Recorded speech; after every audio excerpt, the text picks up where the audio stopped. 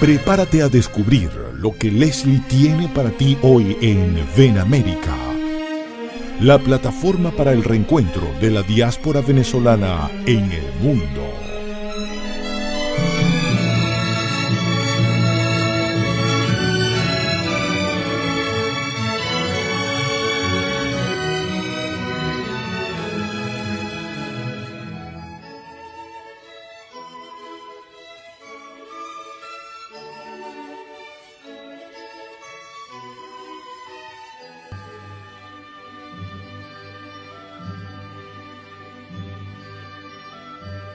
Muy buenos días, tarde o noche, según el país donde te conectes a esta hora. Soy Leslie Pulido y junto a radiocomunidad.com te damos la bienvenida a Ven América, hablemos de Venezuela.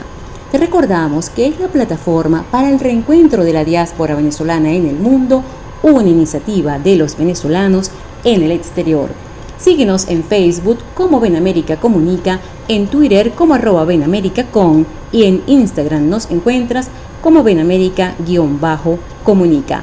Hoy te saludamos y agradecemos por permitirnos acompañarte en nombre de la familia de radiocomunidad.com, de Lía Santana en la dirección general, de Susana Pineda en la administración, de Joel Garrido en el control de estudio y como siempre los magos de la edición y musicalización, Carlos Anoja y Rafael Cedeño. Gracias, muchísimas gracias por sumarse a la Venezuela posible.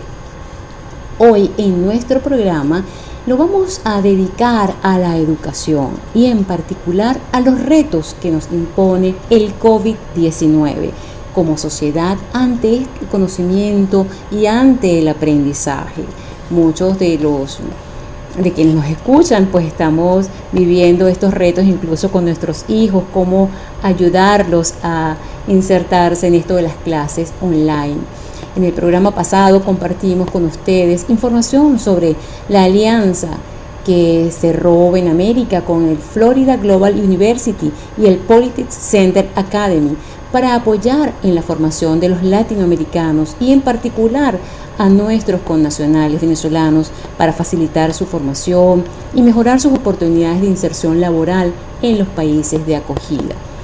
Para conversar sobre este tema, hemos invitado al economista venezolano Jesús Alexis González. Conozcamos un poco de él.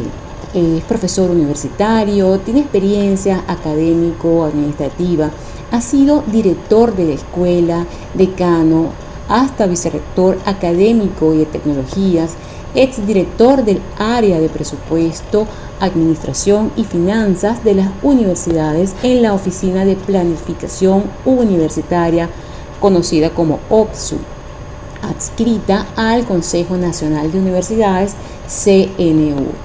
Durante su gestión se aprobó hasta ahora la única metodología para la asignación y distribución del presupuesto universitario.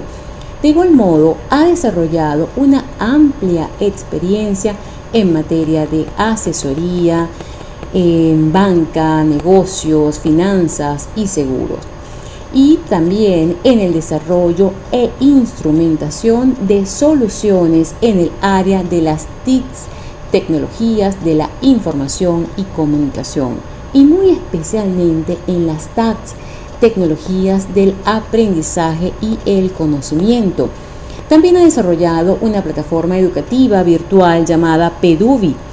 Jesús Alexis González es articulista y conferencista. En la actualidad está preparando una conferencia virtual bajo el título Una visión de la economía mundial más allá del 2021. Decir también que es colaborador y colabora estrechamente con Ven América en diversas actividades, en el desarrollo de actividades incluso con el Banco Interamericano de Desarrollo para facilitar el aprendizaje también y la inserción de los venezolanos, y es una prueba piloto que se va a realizar próximamente en Colombia, tengo entendido, y ya seguramente conversaremos sobre este tema en el transcurso del programa. Bienvenido a Ven América para que hablemos de Venezuela con el profesor y economista venezolano Jesús Alexis González. Bienvenido a Benamérica. Bien, muchas gracias.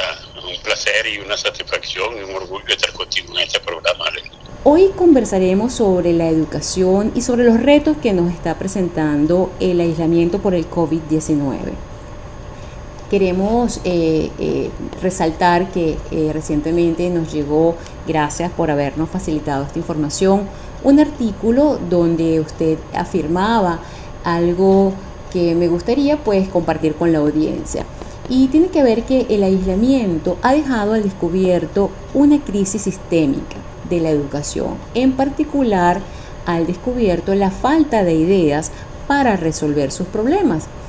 Entonces, ¿a qué se refiere esto? Y vamos a analizarlo en dos contextos. Uno, el contexto de Venezuela, donde hay apagones y además constantes de hasta 12, 20 horas, con internet muy lento. ¿Cómo acceder entonces en este contexto venezolano a la sociedad del aprendizaje? Y también, por supuesto, relacionarlo a nivel mundial. ¿Cuáles son los retos, cuáles son los problemas a nivel mundial que esto coloca de relieve en cuanto al aprendizaje? Muy interesante, Leslie, de verdad que es un tema amplísimo, trascendente y muy maltratado en el tiempo. Sobre todo, déjame hacer una acotación de inicio. Muchas personas, la mayoría con buena intención, empiezan a juzgar la viabilidad o no de la enseñanza virtual online versus la enseñanza presencial como con un hecho que desde mi apreciación es un poco extravagante, porque no conocen ni el sistema presencial ni conocen el sistema virtual, pero te hablan mal de los dos. Yo lo que sí creo de verdad también es que la educación en el mundo, y Venezuela en lo particular, que es la que más conozco, padezco, siento y amo, vive en una inercia permanente. Es una inercia que la podemos, o como bien tú señalaste al inicio, pero una inercia visualizada en que nos ha costado salir de el profesor dando clase a unos estudiantes y que poniendo atención para presentar luego un examen, y si el examen con una calificación numérica que al final de cuentas lo memorizado lo pierden en 3 días, y entonces metido en un salón de clase con un pupitre. Esa es la inercia de la educación en el mundo, pero en Venezuela es aplastantemente así. Y eso sin duda, más adelante en el programa pudiéramos hablar al respecto, pero tanto la educación presencial, cuya denominación lo que hace referencia simplemente es que hay un espacio físico, que algunos llaman escuela, otros el nombre que le quieran poner, pero que también el hogar puede ser un espacio físico para la enseñanza y el aprendizaje, por Dios. Y la educación virtual, que no niega en ningún caso el contacto directo e indirecto con el educando. Muy por el contrario, lo que no se puede lograr presencialmente con el contacto con los alumnos, que no los tenemos a veces cuando estamos ahí, estamos dedicados a la tarima a los 45 minutos o 90, que es lo máximo que uno puede dar seguido de clase, y luego de ahí no hay ninguna comunicación, entonces volvemos a entrar en la inercia. Explicamos, si entienden y sigue la rutina de la educación.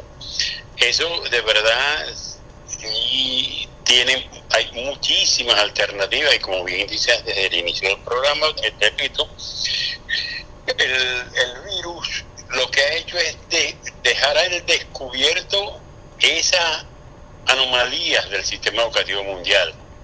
Con decirte que en países como los Estados Unidos, que uno siempre tiene como una visión del deber ser en muchas cosas, ha encontrado dificultades para instrumentar una enseñanza híbrida, es decir, que tenga tanto la parte presencial que es posible con o sin virus, con mascarillas, etcétera, etcétera, etcétera, y la parte virtual, porque alegan en la parte virtual teniendo como centro de atención el hogar, la casa. Entonces muchos alegan que ahí se genera una distorsión porque los padres no tenemos experiencia, etcétera, etcétera, etcétera, y como si se necesitaran muchos, no se necesiten mucho conocer de pedagogía para ni mucho menos ni de didáctica educativa, para contribuir a crear un ambiente tal como sería la escuela, porque la escuela no es la que te enseña, es el recinto físico que te recibe. Entonces, tanto uno puede, como padre, como miembro del grupo familiar, ejercer la labor educativa de múltiples maneras, y el sistema híbrido te facilita mucho eso. Quiero preguntar algo en este sentido. Por un lado, ciertamente el enfoque o la atención se coloca en el que recibe el aprendizaje, que sería el alumno. Ahora, ¿cuál es el reto que tiene entonces esta nueva modalidad online para los profesores? Porque yo creo, tengo la percepción o la intuición de que también hay un poco de miedo porque necesita actualización. Los profesores también están acostumbrados al sistema de presencia física, a pararse en la tarima y a dictar información. Pero aquí requiere también otras competencias y habilidades. Tiene que tener también formación tecnológica, y eso requiere también de un aprendizaje adicional de quien genera el conocimiento. Totalmente y absolutamente de acuerdo con el enfoque. Ahora fíjese, Leslie, no es verdad que la enseñanza virtual sea más exigente o menos exigente para la labor docente. Yo te lo digo como estudiante, no sin hacer títulos referencias personales, pero estudié por el mismo libro que estudió mi profesor, y yo creo que el profesor estudió por el mismo libro que estudió el de él.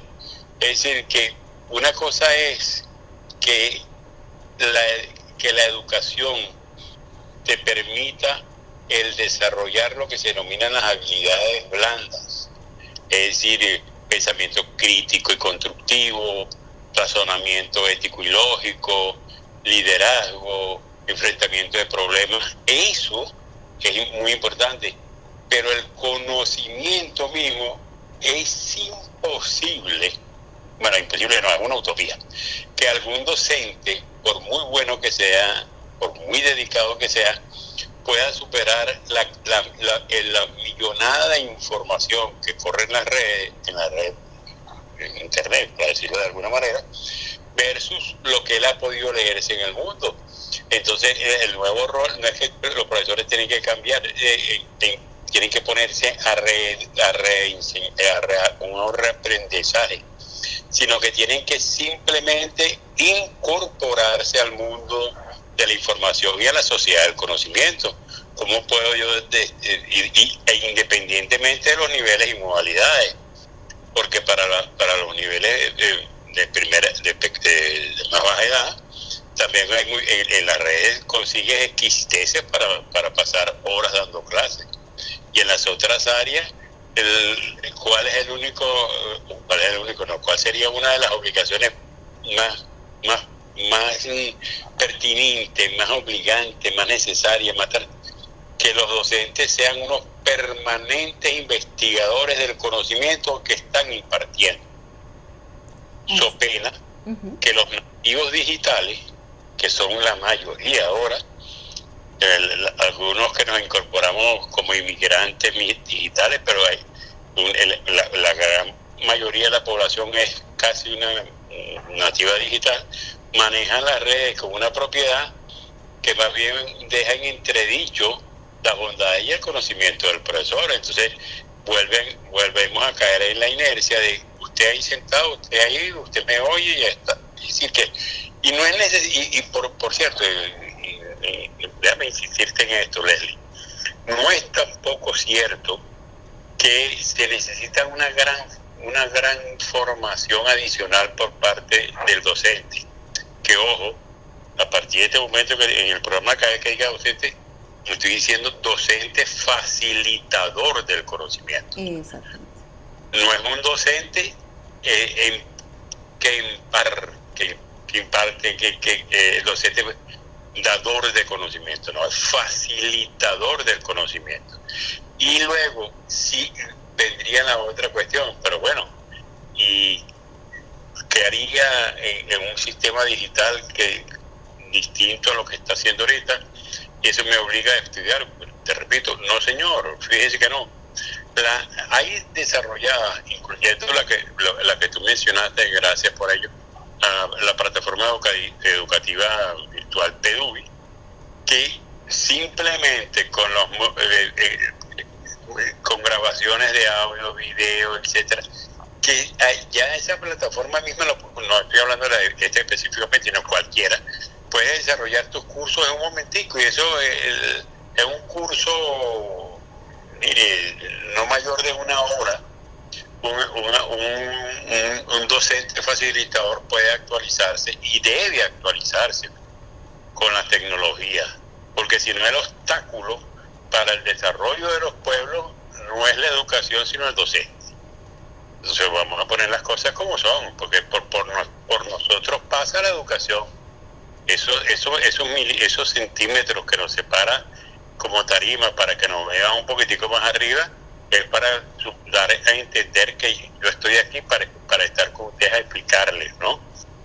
Entonces, no es tan difícil, muy por el contrario. Hoy día se puede preparar una clase, te repito, con una ventaja adicional, que luego de que la graba, la revisa, la edita, etcétera, etcétera, no la vuelves a hacer, salvo que quieras innovar en lo que estás diciendo, etcétera, etcétera. Es decir, que no vas a poner al profesor a repetir lo mismo que lo que nosotros nos pasaba, que lo hacíamos con orgullo, y cuando teníamos 3 o 4 cursos, entonces decías, ¿qué fue lo que dije en este curso? ¿Qué dije en este? Entonces, es una metodología basada en el esfuerzo humano, un método basado en el esfuerzo humano, que más bien perjudica el proceso educativo. No es así tan difícil, te lo aseguro, Leslie. Además que le escucho y es interesante ver a los estudiantes que a partir de estas posibilidades de formarse, también interactúan más, porque también los jóvenes están, digamos, en su mundo, están acostumbrados al chat, a estar en internet, a estar en grupos online. Entonces, incorporar esto como una herramienta de aprendizaje es muy interesante, porque es algo donde ellos se sienten motivados, y una cosa fundamental para aprender es la motivación. Sin duda alguna. Y por eso quise abordar ese tema tangencialmente, pero ahora me das la oportunidad. En efecto, lo que se llama el enfoque sincrónico del aprendizaje y el asincrónico se da tanto en lo presencial como en lo virtual, pero más fácil se da en la virtualidad. O sea, si yo quiero estar en contacto con todos mis estudiantes asincrónicamente, no en tiempo presente, pero estar con ellos, bueno, tengo múltiples posibilidades a través de las tecnologías del aprendizaje y del conocimiento. Muchísimas. Entonces, por ejemplo, ¿cómo puedo estar? Si lo quiero en vivo, bueno, hago videoconferencia con mis alumnos, aquí para no alargar un programa en cuestiones eminentemente técnicas, que es muy fácil de conseguirlo en cualquier literatura. E indirecto, bueno, entonces le agradezco que me manden un correo con la respuesta a estas preguntas que les envío, que eso es más viejo que eso tiene más de 60 años. Entonces suponen que es la computadora la que está manejando el proceso. No, señor. O sea, la computadora en sus diversas modalidades, bellezas, y no. Es la tecnología, cómo se manejan los datos. Entonces es muy difícil, si entre humanos no es difícil ponernos de acuerdo en algunos aspectos, imagínense ustedes atendiendo a un alumnado, generar en ellos el espíritu crítico y después mandarlos a callar para que no opinen. No, así no. Y esa vinculación al docente facilitador alumno estimula eso que muy bien señalas, que es un ambiente colaborativo de aprendizaje y que en efecto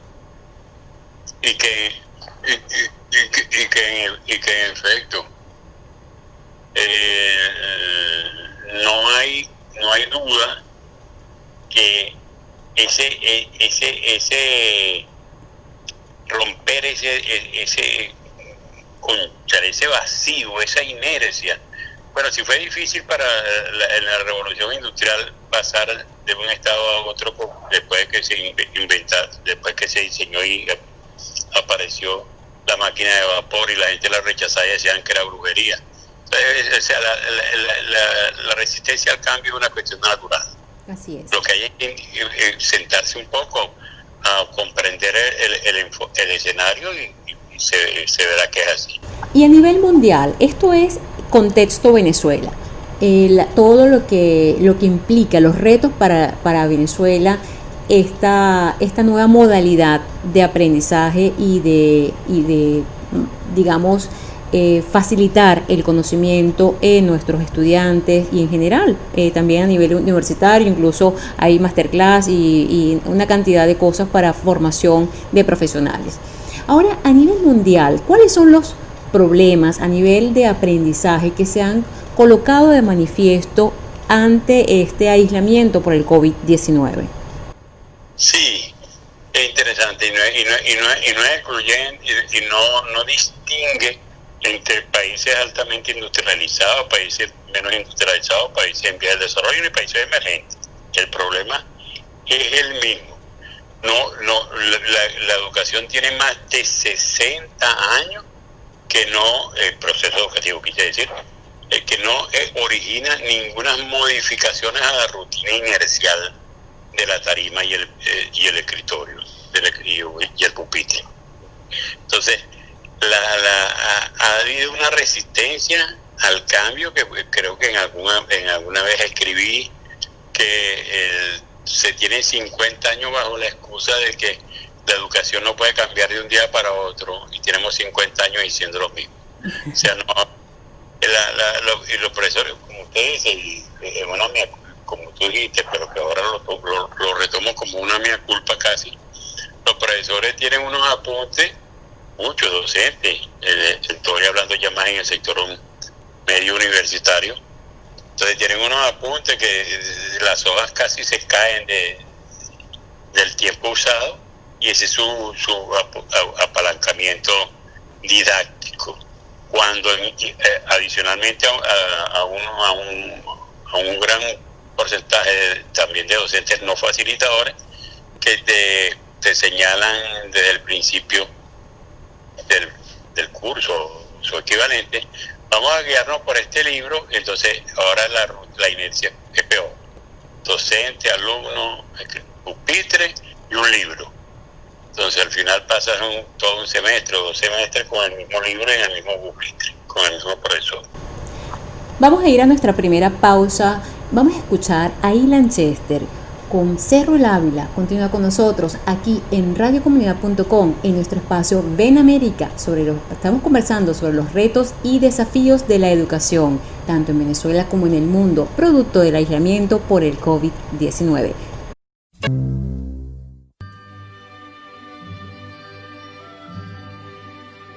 Estamos de vuelta en Ven América, hablemos de Venezuela. Te recordamos que nos puedes seguir en Facebook como Ven América Comunica, en Twitter como @venamericacom y en Instagram nos encuentras como venamerica_comunica.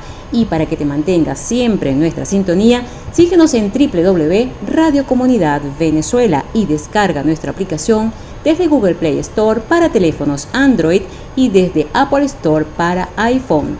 Seguimos conversando sobre los retos, el desafío en cuanto al aprendizaje, una vez que el COVID-19 nos ha revolucionado completamente la forma también de aprender y de informar. Hoy conversamos con el profesor y economista Jesús Alexis González, quien es también conferencista, articulista, y próximamente tendrá una conferencia virtual cuyo título es Una visión de la economía mundial más allá del 2021. Conversábamos con él en el segmento anterior sobre qué significa, cuáles son los retos que se le colocan a Venezuela y al mundo en este ambiente de nuevos aprendizajes. Quiero conversar también para que nuestra audiencia tenga información precisa de a qué nos referimos cuando hablamos de las TICs. ¿A qué nos estamos refiriendo con esta nomenclatura y a las TACs? ¿Qué significa específicamente estas tecnologías? Bueno, empiezo por la segunda parte. Son unas abstracciones para expresar rápidamente la intención que se tiene. Las TIC para TIC, tecnología de la información y del conocimiento,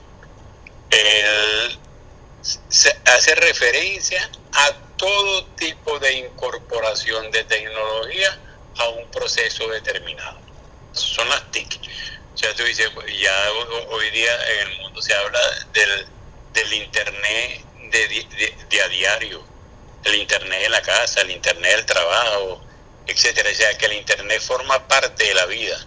Entonces, si uno quisiera decir, entonces, ¿qué son las TIC?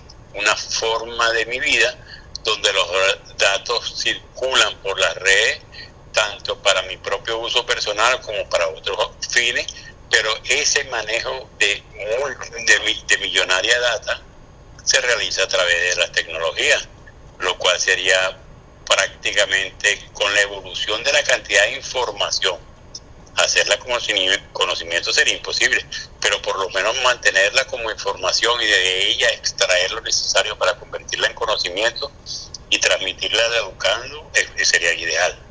Y las tecnologías, las TAC para el aprendizaje, es para no fastidiar a la audiencia, para no fastidiar a la audiencia, el equivalente a la aplicación de las tecnologías al proceso educativo. Todo lo que adapte ahí, eso se incorpora dentro de las TAC, porque no toda TIC sirve para el proceso educativo, que es donde la gente se ha quedado detenida con inquietud y duda. No. TIC es para miles de cosas. Las TAC son específicamente para el proceso educativo, tecnología de la y entonces ahí vas desarrollando múltiples ejemplos de lo que las TAC. Pero para el efecto de nuestro programa, hay que enfatizar en cómo la tecnología la aplicamos al conocimiento, a la enseñanza, al aprendizaje, y cómo la tecnología la aplicamos para el resto de las cosas de la vida. ¿Cómo podemos generar un proceso de aprendizaje flexible? ¿Hacia dónde necesitamos colocar entonces la mirada y el acento para poder generar este tipo de aprendizaje? Muy interesante. Fundamentalmente entendiendo que el aprendizaje no debe confundirse ni utilizarse nunca la memorización como elemento del aprendizaje. Por eso se habla de aprendizaje significativo, cuando los elementos y el material cognitivo que ya posee te facilita la incorporación de nuevo material informativo y llevarlo a conocimiento. Es decir, te facilita el aprendizaje significativo, que puedes ir acumulando respuestas sobre hechos específicos. Eso te da una ventaja inmensa y eliminas la memorización como elemento fundamental del aprendizaje. Un libro y la memoria y una calificación que te asusta. Cuando en el artículo que que me compartió y estuve leyendo, habla sobre la enseñanza híbrida, exactamente ¿a qué se está refiriendo? Perfecto, gracias por esa pregunta. Si la enseñanza híbrida debemos entenderlo tan simple como la expresión misma, establecer una integración entre la modalidad presencial y la modalidad virtual online. Es decir, que parte de tu desarrollo en el proceso educativo, en tu rutina de aprendizaje o de enseñanza, el ángulo que lo estés viendo, no lo haces a título presencial en lo que se denomina, Leslie, el aula invertida. O sea, va a ser si nos ponemos a cargarnos de denominaciones, pero muy simplemente. El aula invertida que en tu casa, tú puedes utilizar tu casa, tu hogar, donde estés, para alimentarte de información. Y investigas, etcétera, etcétera. Luego, para que en la otra parte del aula invertida está entonces cuando vas a la presencia física. Entonces ahí el docente facilitador vuelve a hacer entonces el elemento, el aspecto estratégico, didáctico, pedagógico, que te ayuda a reforzar la comprensión de las cosas. Es decir, que ¿cuál es la dificultad? Es como si estuviéramos diciendo, vayan a hacer tarea para la casa.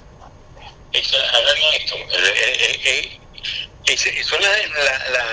Por eso te decía al principio del programa que a mí lo que más me inquieta es que no manejan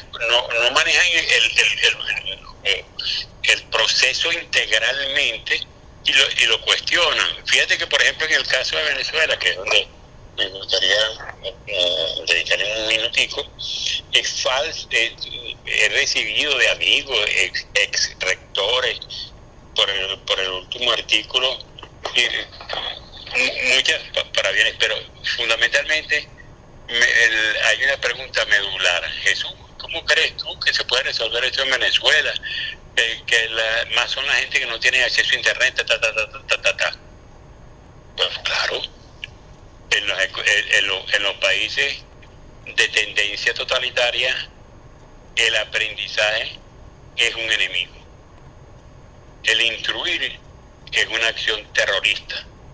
Entonces, mientras menos aprendes, mientras menos te comunicas, mientras menos te informas, menos posibilidad tienes de generarte inquietudes contra el sistema. Yo no digo que el coronavirus sea un ejemplo de ello, pero sí ha servido para encuartelar, entre comillas, pues es más bonito decir, bueno, me da a mí mi casa, ¿no? Pero es que estás en un cuartel. Encuartelar a la gente para que no manifieste su energía en forma activa. Y te puedo decir que para el caso de Venezuela, en lo específico, ya hay unas 3 maneras de hacer de las tecnologías un proceso factible para la mayoría poblacional. Desde la fibra óptica, que cuando fui vicerrector en la Universidad de Santa María de su época, tendimos de fibra óptica la universidad. Y después el problema fue que los profesores amoldar a la gente al uso de las tecnologías. Pero después que se acostumbraron a que ello funcionó perfecto, inclusive para el área administrativa y el área en conjunto con el área académica. Pero hoy día también existen unas antenas pequeñas, ¿no? Para no poner el programa tan técnico, unas antenas pequeñas repetidoras que es verdad, tú dirías, ¿cómo llevo yo fibra óptica para el barrio no peyorativo, para esta localidad que está muy arriba, muy lejos, muy distante, etcétera, etcétera? Entonces ahí no iría la tecnología. Entonces ahí puedes utilizar las pequeñas antenas repetidoras que tienen tanta intensidad que no necesitan mucha distancia entre una y otra, o sea que no se necesitan utilizar tantas. Pero adicionalmente ahora están los globos. El globo que lo vamos a utilizar, ese va a ser impactante en los próximos años, que desde un globo tú puedes bajar toda la información. Entonces, donde no llegue la fibra ni llegue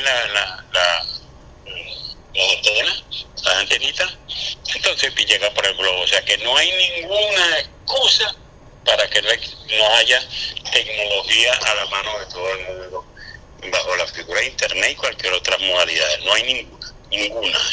Es decir, si no, esa no es la excusa, efectivamente, entonces, ¿cuál es la situación que hay en Venezuela para dificultar este proceso?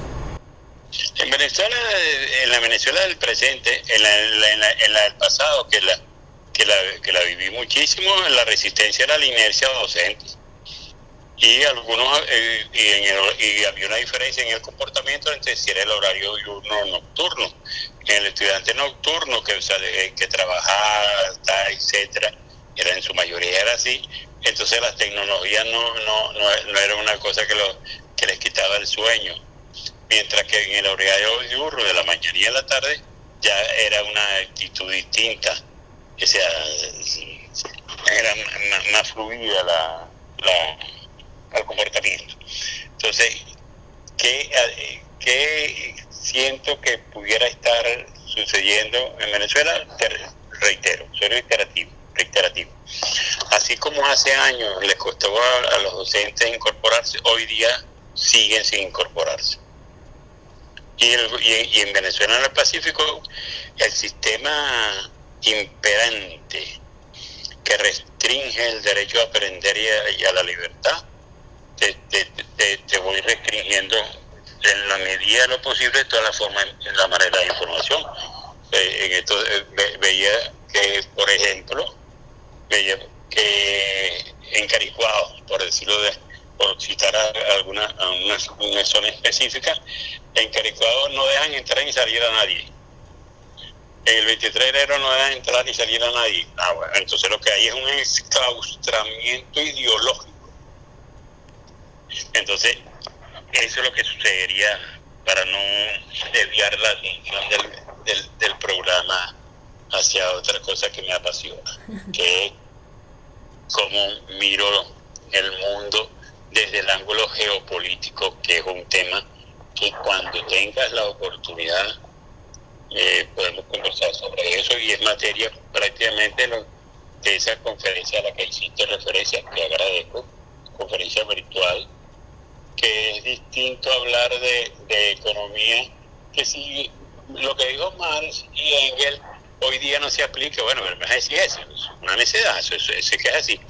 Dime más bien, con un ejercicio de competencia blanda, de pensamiento crítico y prospectivo, dime hacia dónde va el mundo después de 2021. No en el 2021, después del 2021. Entonces, ahí se complican las cosas, porque entonces exige de las partes mantener una referencia contextual geopolítica muy interesante. Como decir, por ejemplo, bueno, en el caso chino, con la ruta, lo que llaman la ruta de la seda, que se convirtió China con la ruta de la seda, fundamentalmente con unos 7 países de América Latina y uno de Europa, África, y etcétera, se convirtió, en el caso específico de nosotros y de América Latina, en el banquero de América Latina, bajo un esquema donde, ojo, no había financiamiento chino, sino préstamos chinos para que mediante bonos en yuan, de manera tal que asimismo tuvieran que contratar con empresas chinas. Entonces la ruta de la seda lo que se ha convertido en un proceso de dominación de China hacia gran parte del mundo, y tendencia que aspiran continuar. Pero como me estoy desviando del tema educativo, pero que ese también es importantísimo y se forma parte, y así quiero enfocar la conferencia. Perfecto. Vamos a ir más allá del presente, vamos a ir hacia dónde va el mundo. Así pues es. Si tú me dices, bueno, Alex, si tú me puedes dar una visión para donde oriento mi empresa, bueno, esto pues sí, muy fácilmente. La industria manufacturera china, por ejemplo, quiere invadir el mundo, porque así se garantiza no solo mercado, sino que como todas las empresas ya son públicas, pues es el país comunista más riguroso del mundo. Entonces, como país comunista se garantiza el crecimiento sostenido de su estrategia política. Con decirte que la última información que manejo sobre el producto, el índice de producción industrial China, ya China está creciendo nuevamente, a diferencia del resto del mundo, que su índice de producción industrial ha disminuido. Jesús Alexis, vamos a ir a una pausa para identificar la emisora y efectivamente en un próximo programa conversaremos sobre este tema que también es muy apasionante y bueno, también conocer hacia dónde va y hacia dónde vamos hacia el 2021. Vamos a ir a una pausa para identificar la emisora. No te retires, continúa con nosotros aquí en radiocomunidad.com hablando sobre Venezuela aquí en Benamérica. Estamos conversando con Jesús Alexis González sobre la educación y los retos que nos ha presentado el aislamiento por el COVID-19 en este momento en la educación y la sociedad del conocimiento. No te retires, continúa con nosotros aquí en Benamérica para que hablemos de Venezuela.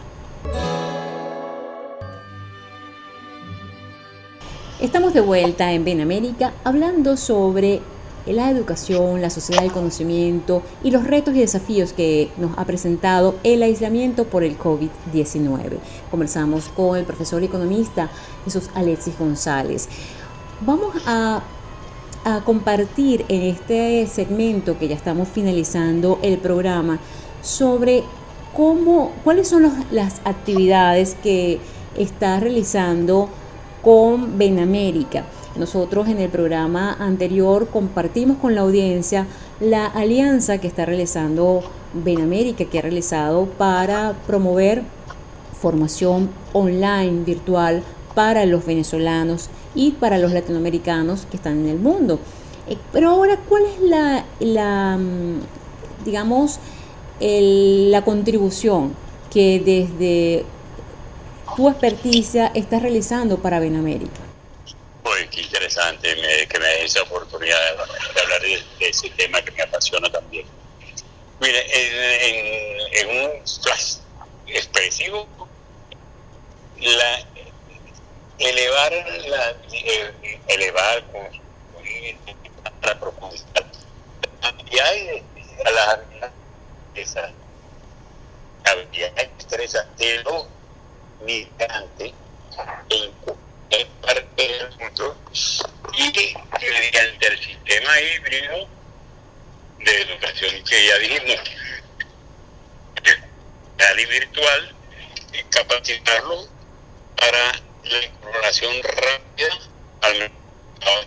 Okay. Estamos acá en Benamérica conversando con Jesús Alexis González. Hablamos sobre este proceso de aprendizaje, sobre los retos y desafíos que nos ha colocado el COVID-19 y sobre lo que es el aprendizaje híbrido, como en Venezuela también es importante actualizarse para los profesores y poder entonces cumplir de alguna manera con estos nuevos desafíos, cómo hacer este aprendizaje más estimulante, motivando a los estudiantes a que se incorporen, no solamente presencial, porque a veces también tenemos esta dificultad que pensamos que online significa que la persona esté allí y prácticamente es presencial online.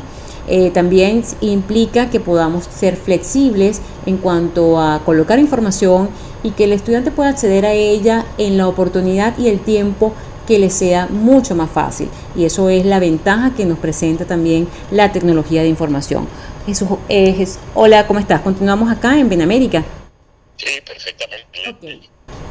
Okay. Comentábamos entonces antes de esta pequeña interrupción, ¿cuál es la actividad entonces que estás realizando con Benamérica y el Banco Interamericano de Desarrollo para facilitar estos nuevos espacios de aprendizaje para los venezolanos en el mundo? Vamos a contestarla con el tradicional ¿qué es lo que estamos dando con respuestas concretas lo más doloroso para los que han tenido que emigrar o que lo han hecho momentáneamente también por múltiples razones, que hay una resistencia sociocultural para dejar penetrar ciudadanía en tu territorio. Eso, bueno, eso hemos dicho en términos de palabras, la xenofobia, el racismo, etcétera, etcétera. Eso, quiérase o no, hay países y ciudades específicamente donde ese problema es mayúsculo, en otros no tanto, pero es muy significativo. Entonces, un primer proceso es también enseñar al migrante que en muchos casos salieron de Venezuela, vamos a suponer que son 4 etapas de migrantes. Primero se fueron los que podían y tenían cómo, luego los profesionales, los que tenían una respuesta X, y luego empezaron a irse los que ya lo que tenían eran hambre y una hambruna insoportable que les obligó a buscar destino. Pero eso se fueron con el patrimonio o no educativo que tuvieran. Entonces, eso también les dificulta, no solo que vas a venir a ocupar en otro país que tiene también problemas como el tuyo, vas a venir a ocupar un espacio donde vas a competir conmigo tanto en trabajo como en comida como en educación. Entonces, ese es un rechazo, pero sí, sin duda que existe. Pero igualmente, si el individuo, la persona, no tiene esas habilidades de comprensión de la sociedad ética y moralmente y culturalmente, entonces a veces el problema no es solamente el patrimonio educativo, sino patrimonio cultural. Entonces, sí, con una ausencia de patrimonio cultural tampoco es muy difícil que te integre a un sistema distinto al que tu país estaba obligado a soportarte o por lo menos atenderte. Y el cómo lo estamos, es el que queremos compartir: racismo, rechazo, xenofobia, y cómo lo vamos a hacer. Bueno, ya diseñamos un programa de enseñanza híbrida que, con la buena explicación que tuviste, Terry, para mí es innecesario para mí volver a repetir, lo hiciste mejor que yo.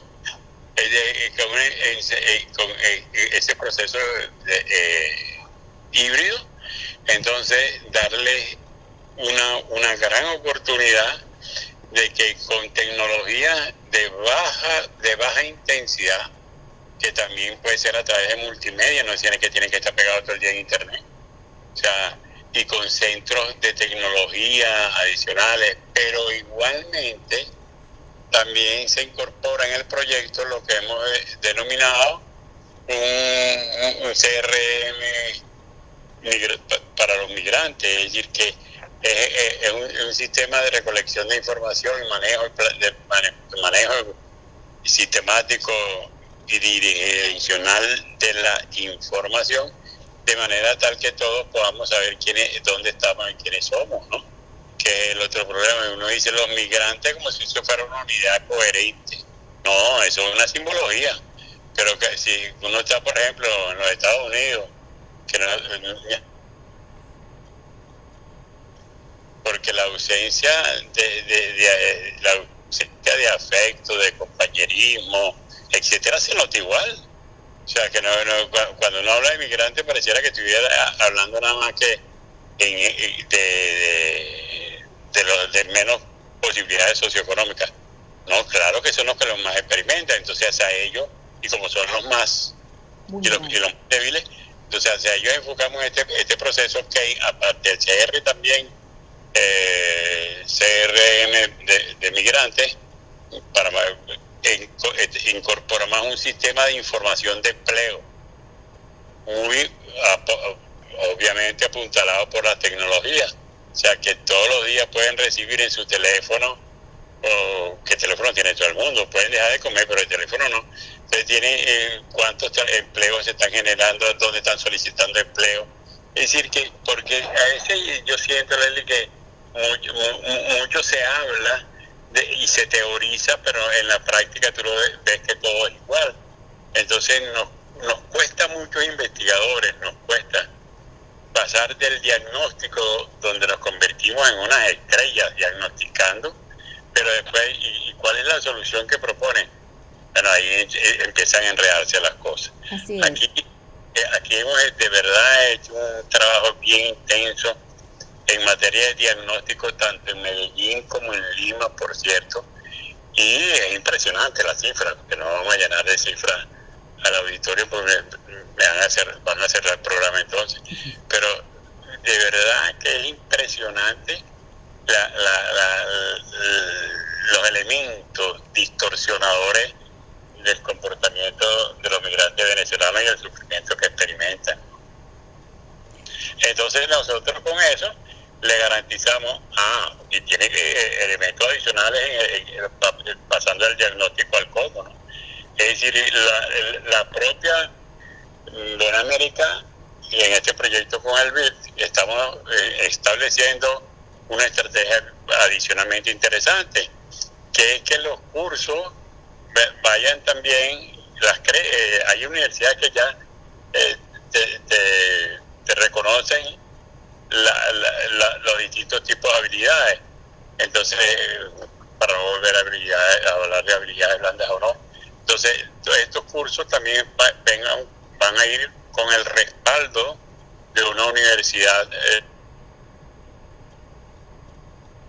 u universidad en otras partes del mundo, pero entonces que eso le garantiza también aquel impacto psicológico que le da a quien lo recibe, a quien lo ve, el diploma en la sala.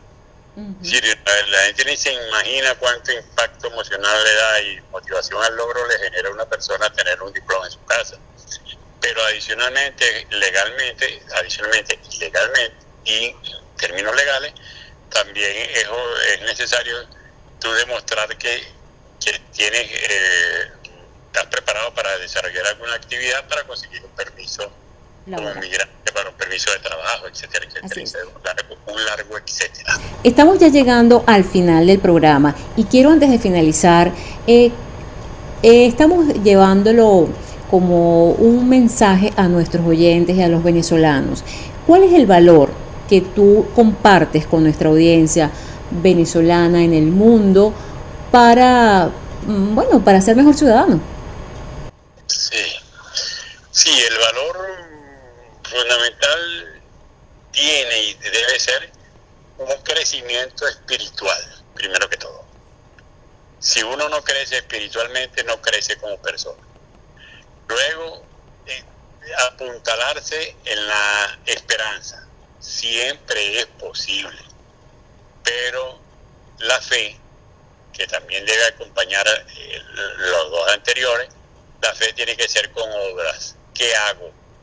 Porque manifestar mi inquietud, mi deseo, etcétera, y expresar los mayores rencores porque no tengo lo que otros tienen, eso hay que eliminarlo, pero también el solo expresar lo que tiene y después acostarte en una hamaca, esperar respuestas, no. Tiene que ser esperanza, fe, obra y tener la convicción de que podemos ayudar a cambiar el mundo cambiando nosotros mismos. Muchísimas gracias. Hemos llegado al final de nuestro programa de hoy. En Benamérica estuvimos conversando con Jesús Alexis González, venezolano, profesor, economista, articulista, conferencista. Va a tener próximamente una conferencia virtual sobre hacia dónde va el mundo en el 2021 y hoy también compartir con ustedes mi valor, el valor de la esperanza. Coincido con Jesús Alexis en este sentido. La esperanza es la creencia de que es posible lograr lo que se desea. Este valor representa el combustible que mantiene a los seres humanos en movimiento, incluso cuando las circunstancias no son las más favorables. Pero esperanza sin acción, pues simplemente es como que no ves encendido ese cerillo.